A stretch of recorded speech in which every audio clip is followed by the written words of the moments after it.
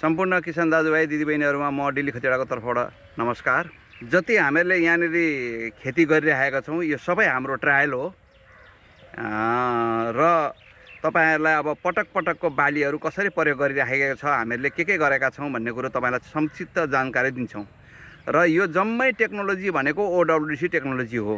हामीले जति कामहरु गर्छौं आफै सक्षम भएर आफू हिम्मत बल गरेर हाम्रै वरिपरि भएका कुराहरुलाई ओडब्ल्युसी मा को प्रयोगबाट चाहिँ हामीले खेती गर्न सक्छौं। र मैले ओडब्ल्युसी प्रयोग गरेर खेती गरेका कुराहरु तपाईहरुलाई म देखाउँदै छु। र जति मैले यो सबै मेरो गरेको कामहरु भनेको मेरो प्र्याक्टिकल हो र यसमा मैले अनुभव लिइसकेको छु। तपाईहरुले पनि अनुभव गरेर हेर्न सक्नुहुन्छ, कुनै पनि नयाँ कुराहरु यसबाट खोज गर्न सक्नुहुन्छ। तर म ट्रायल गर्छु र हेर्छु भन्ने कुरातिर जानुभयो भने तपाईहरुको कपाल फुल्छ, किनभने यो ओडब्ल्युसी आविष्कार गर्ने मान्छेले पनि वैज्ञानिक डाक्टर कृष्णचन्द्र ज्यूले पनि 40 वर्ष लगाएर खोज गरेको कुराहरु अब हामीले फेरि 40 वर्ष लगाएर खोज गर्न सक्दैनौं। तर यसैमा खोज हामीले गर्न सक्छौं। हामीले सिस्टममा खेती गरेका छौं।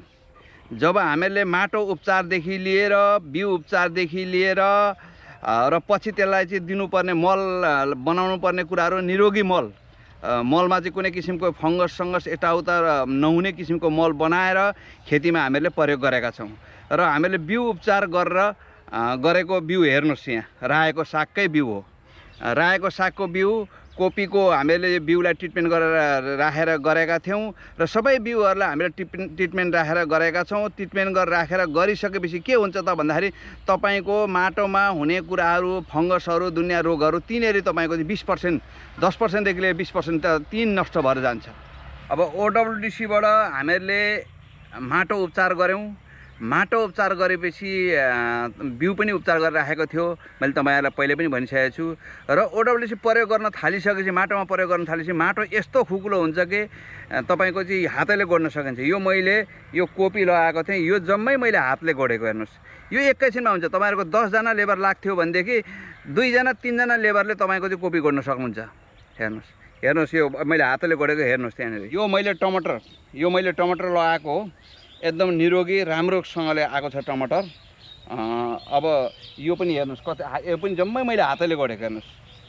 तपाईले ओडब्ल्युसी टेक्नोलोजी तपाईले प्रयोग गरेर हेर्नुहोस्। प्रयोग गर्दै गएपछि तपाईलाई आफै अनुभव आउँछ। र यसका 6वटा प्रोडक्ट छन्। त्यो 6वटा प्रोडक्ट नै खेतीको लागि अति आवश्यक हो। ओडब्ल्युसी मात्रै आवश्यक होइन, अति आवश्यक चीज हो। मैले यो मुला लगाएको छु बिउ उपचार गरेर। बिउ राम्रो भयो भने, मुख्य कुरो बिउ राम्रो हुनुपर्छ। बिउ राम्रो भयो भने फल पनि राम्रो हुन्छ। र यो मैले मुला लगाएको छु 95% जर्मिनेसन भएको छ। तपाईहरुलाई मैले गरेको प्र्याक्टिकल गरेको कुराहरु तपाईलाई देखाएँ। र तपाईहरुले पनि यसमा केही सल्लाह सुझाव छ भने दिन सक्नुहुन्छ। र तपाईहरुले पनि ओडब्ल्युसी टेक्नोलोजीबाट खेती गर्नुहोस्। मेरो त भन्ने कुरो, मैले एउटा बाटो देखाइदिने कुरो हो। गर्ने नगर्ने तपाईहरुको कुरो हो। आफू आत्मनिर्भर भएर चाहिँ खेती गर्नुहोस्। र जतिजना किसान दाजुभाइ दिदीबहिनीले यो भिडियो हेर्नुभयो, आफूले खेती नगरे पनि अरूलाई पनि यो कुराको जानकारी तपाईहरुले गर्नुहोस्। र यो भिडियो हेर्ने किसान दाजुभाइ दिदीबहिनीहरुलाई म हृदयदेखि धन्यवाद भन्न चाहन्छु।